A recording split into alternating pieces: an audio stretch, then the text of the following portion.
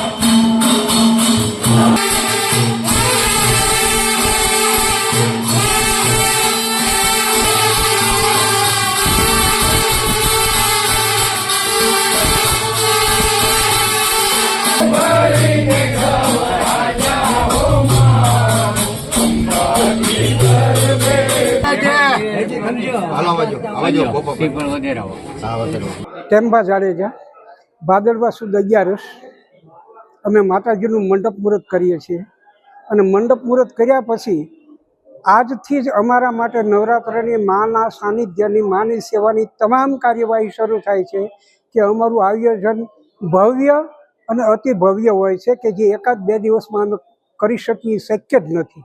એટલે અમારી નાટકોથી માંડી અને મંદિરથી માંડી અને તમામ વ્યવસ્થા અમે આજથી શરૂઆત કરીએ ત્યારે આસો સુધી એકમે વગ્ગા અમે પૂરું કરી શકીએ છીએ।